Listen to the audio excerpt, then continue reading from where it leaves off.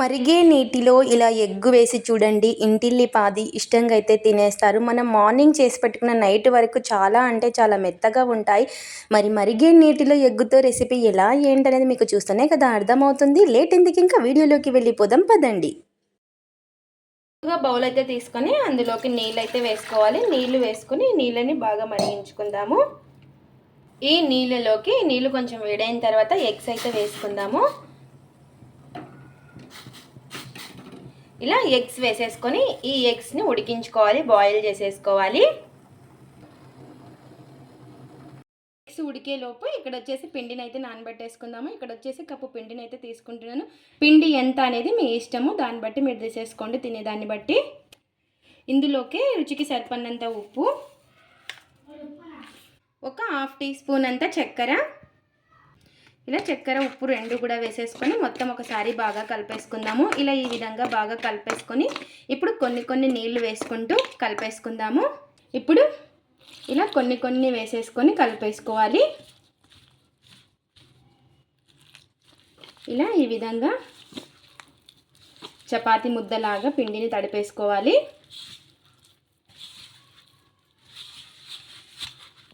ఇలా ఇంకా కొంచెం పిండి అయితే వేసేసుకొని ఇంకా మనం పిండిని చూసుకొని వేసుకొని కలుపుకోవాలి. ఇంకా చపాతీ ముద్దలాగా ఉండాలన్నమాట పిండి వచ్చేసి.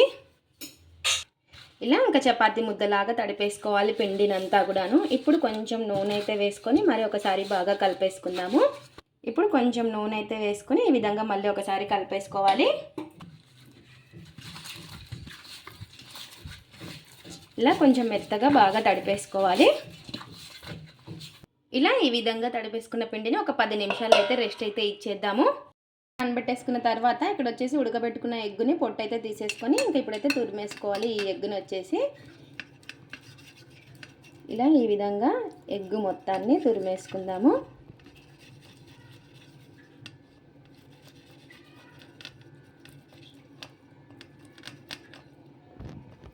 ఇలా ఉడకబెట్టుకున్న 2 ఎగ్స్ని కూడా ఇలా తురిమేసుకోవాలి. ఇలా తురిమేసుకున్న తర్వాత ఇందులోకి పచ్చిమిర్చి, కొద్దిగా ఉప్పు, కొద్దిగా గరం మసాలా, ఇందులోకి కొంచెం కొత్తిమీర కూడా వేసేసుకొని మొత్తం ఒకసారి కలిపేసుకుందాము. ఇదంతా కూడాను కలిసేలాగా ఉప్పు, గరం మసాలా, పచ్చిమిర్చి కలిసేలాగా కలిపేసుకొని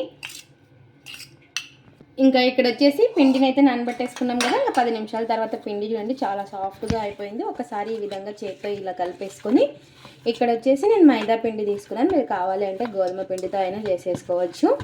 ఇలా ఒకసారి బాగా కలిపేసుకున్న తర్వాత ఇప్పుడు ఈ సైజ్ అంతా పిండిని అయితే తీసేసుకొని ఇలా రౌండ్గా చేసేసుకుందాము. ఇలా మనకి ఇంకెన్ని అయితే అవుతాయో ఇంకన్నీ ఈ విధంగా చేసేసుకోవాలి. ఇప్పుడు ఒక పిండి ముద్దనైతే తీసేసుకొని కొంచెం ఈ విధంగా పొడి పిండి వేసేసుకొని ఇలా ఈ విధంగా కొంచెం పొడి పిండిలో ఇలా అనేసుకొని ఇలా ఈ విధంగా ఒత్తేసుకోవాలి.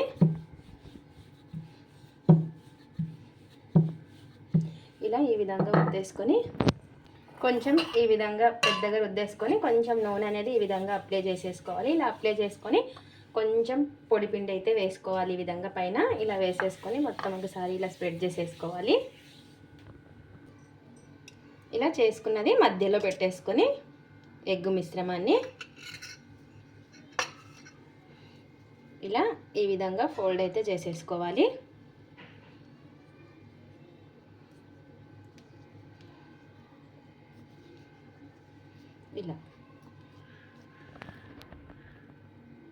ఇలా ఫోల్డ్ చేసేసుకొని ఒక ప్లేట్లో అయితే పెట్టేసుకుందాం. పొడి పిండి అయినా వేసుకోవచ్చు లేదా ఇలా ఆయిల్ అయినా అప్లై చేసుకోవచ్చు, మీ ఇష్టము. ఇలా 2 రకాలుగా చూపిస్తున్నాను నేనైతే. ఇలా ఇంకా వెడల్పుగా ఒత్తేసుకోవాలి.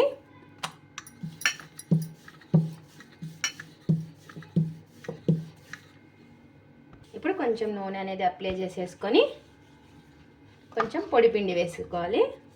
ఇలా వేసుకొని మొత్తం కూడా స్ప్రెడ్ చేసేసుకొని ఇప్పుడు ఎగ్ మిశ్రమాన్ని అయితే పెట్టేసుకోవాలి. ఇలా మధ్యలో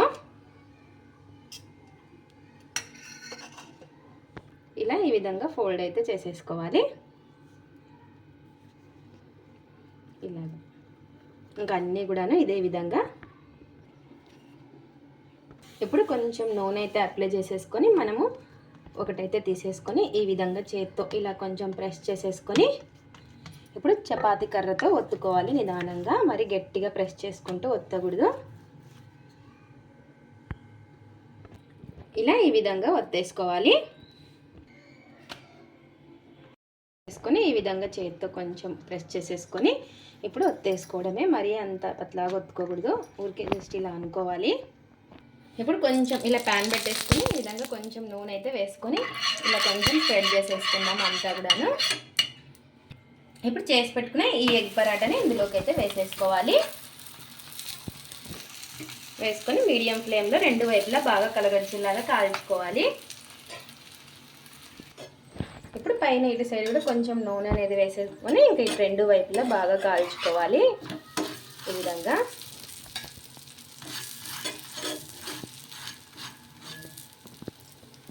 2 వైపులా బాగా కాల్చుకొని తీసేసుకోవడమే. 2 వైపులా బాగా కాల్చుకొని తీసేసుకోవడమే. ఇంకో పరాటాను కూడా కొంచెం ఈ విధంగా నూనె అనేది వేసుకొని ఇంకో పరాటాను కూడా వేసుకుందాము.